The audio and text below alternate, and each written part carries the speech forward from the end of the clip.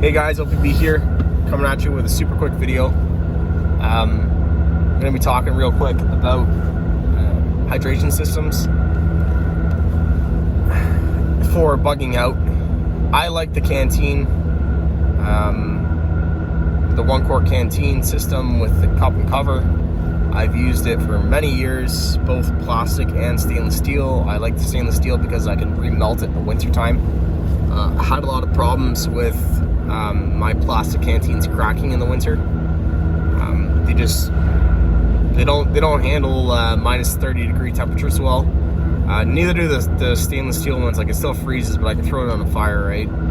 The plastic ones, you got to be real careful not to get too close to the fire because you're gonna get all that plastic melted inside your water. Last thing you need to do is survive the apocalypse and die from cancer, right? Buddy, that is cold. It's currently minus 20 here Celsius, and he's him and his buddy are out there on the ATV. That's nice and cold. Yeah. Sorry, sidetracked. We are moving towards a time when I think that water supply is going to be in pretty bad situations. So water storage wise, you're gonna want to get those IBC totes, those big ones you see on farms, blue 55 gallon drums, water barrels, stuff like that. Again, you can get those at farming stores. You can find those used.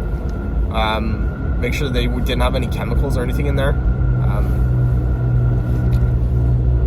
That's what I would recommend. Your roof, if you got a shingled roof, I recommend replacing it with tin. Now you can collect water off your roof. I do know in some places water collection off your roof is illegal, which is pretty stupid if you ask me.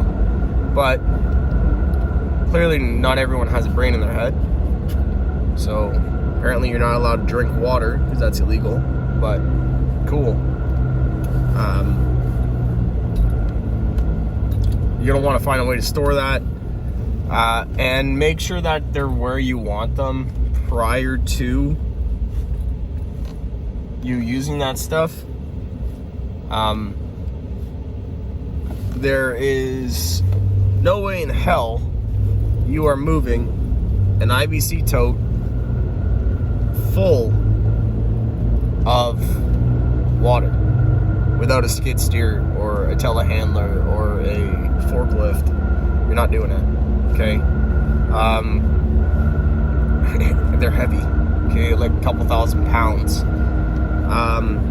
That being said, if you have a decent piece of property, maybe you build a couple of 10 by 10 sheds, right, with tin roofs, and maybe behind that shed you got an IBC tote with drainage going into the tote with a filter system, and come end of the world as we know it, man, your in-laws are going to stay in that shed, or they're going to stay in the guest bedroom, but now you got a shed out there where they can put all their stuff that they bring with them, and they've got their own allocation of water, so everyone's responsible for their own water source. Or you just have a shed with an IBC tote out back, right? And maybe you don't have the in-laws come, and now you have more water, right? In terms of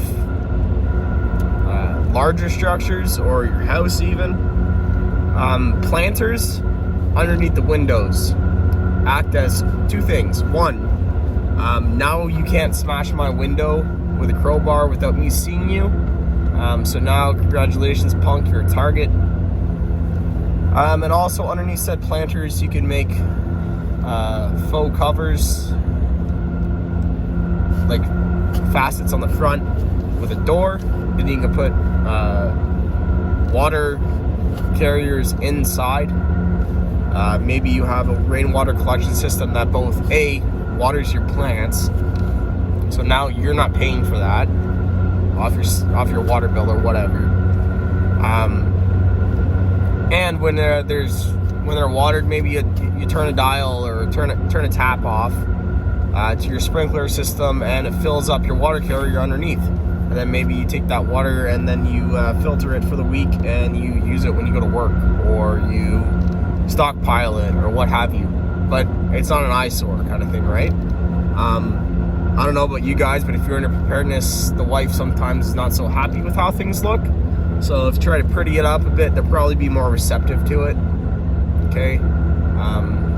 Happy wife, happy life, guys. If you haven't learned that yet, get on her. So there's that. You don't want to always look like it's run down, right? You want to make things look nice, tidy. Tidy things are also easier to defend and to keep inventory of. So that's huge in preparedness, is keeping an inventory, a working inventory. Don't just do it once and then just forget about it. Do it every couple of weeks, do it every month, every quarter even, if you're at that stage, and make sure you do a yearly one too. I like to allocate 5 liters of water per person per day. Now people say you only need 3. 5 is even cutting it. If you're taking into account hygiene, you're probably looking at more so along the lines of 15-20 gallons of water. I would allocate per person per day. 5-gallon drum alone is easy for hygiene, showering, dishes, brushing your teeth, stuff like that. Easy. 5 gallons for the average person, if you're not policing it, right? Intake alone is easily 2 gallons, right? I think there's 3 liters per gallon, roughly. 3.8 liters, I think is what it is. So take that into account. You're gonna need a lot of water, so rainwater collection is your friend. In terms of store-bought water, cases of water, you can't really go wrong with that. You can shove cases of water underneath furniture. You can make even bed frame out of cases of water, supported by 2x6s or 6x6s and plywood. Cover the underside of your bed with cases of water, maybe stack 1 or 2 high, and you can that's a week's worth of water per case per person. So that's something to think about just for drinking alone. But then you're gonna have a lot of waste, right? You're gonna want to take into account that non-reusable water bottles, while the grid is up, I personally don't use them. I use reusable water bottles, like blender bottles and Nalgene bottles and canteens and travel mugs and what have you. That's just personal preference. I don't like producing a lot of waste. Practice that now, because when things go south, you're gonna have to deal with a way to get rid of all that waste, because the garbage truck ain't gonna be coming along to get rid of it for you. So keep that in mind too. It's gonna be hard to get rid of waste. So if you don't have all these disposable water bottles that start cracking, or you lose the lid to it, or they got a hole poked in them, that's one less thing. Yeah, okay, you can burn it, but those fumes aren't exactly the best to be burning in for extended periods of time, right? You gotta look out for your personal health as well. So that's something to keep in mind. Again, as I was saying, reusable bottles, Nalgene bottles are great. I have a stash of Nalgene bottles. When they go on sale for $3 or $4, I buy them, or I even buy the knockoff ones. It's the same thread pattern on top, so you can even use accessories made for Nalgenes. There's one that I bought from the dollar store. It was like $2. It's a knockoff China Mart Nalgene bottle that I've got a filter screwed onto. with like almost like a sport bottle top, so you suck through it. It's like a life straw, but it's not a life straw. Inside the bottle itself, I like it. I use it when I go camping. Normally I give it to the wife. I don't know. It's just something to think about. Having bottles with filters in them. Brita makes one that's decent. I like the Brita one. The sport bottle with filter. I don't know if that's what it's called, but it's like, it looks like a sport bottle, like a runner's bottle with like a little filter inside. Again, it functions on the same basis as like a life straw. You suck the water through it. The Brita water pitchers are a good idea too, especially for rainwater. You can fill up the top of that. It filters the water, and then you can drink right from that, or you can just boil the water. That works too. Rolling boil for 2 minutes for questionable water sources. Water purification tablets. The Berkey filters, the big ones. Pour 5 gallons of water or whatever right in the top. I wish I had one of those. I'm gonna get one eventually. So that's a good water storage, water production, if you will, solution.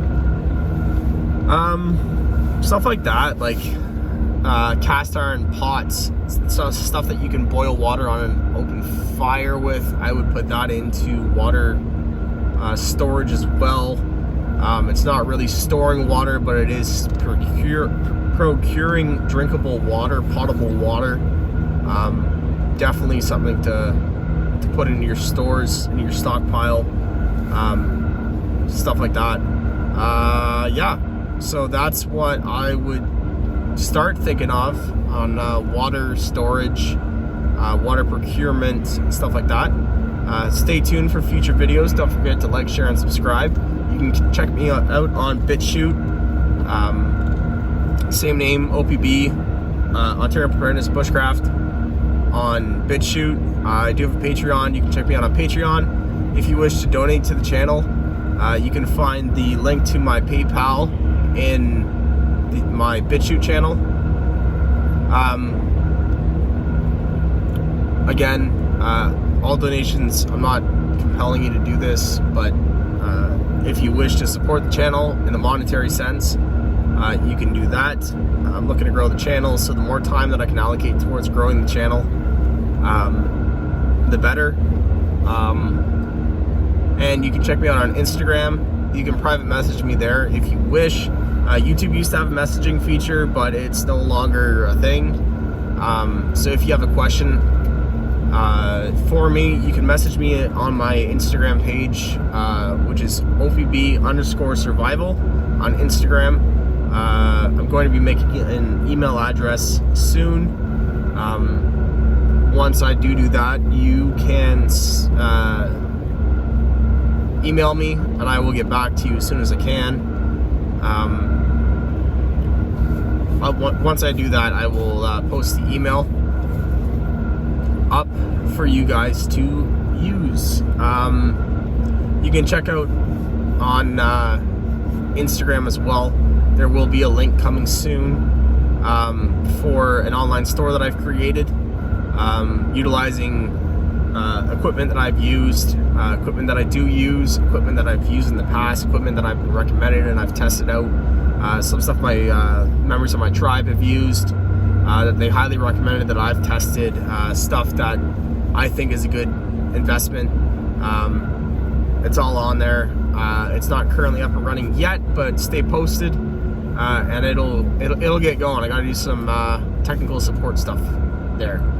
Again, this is OPB. Don't forget to like, share, and subscribe, and stay posted for more videos. OPB out.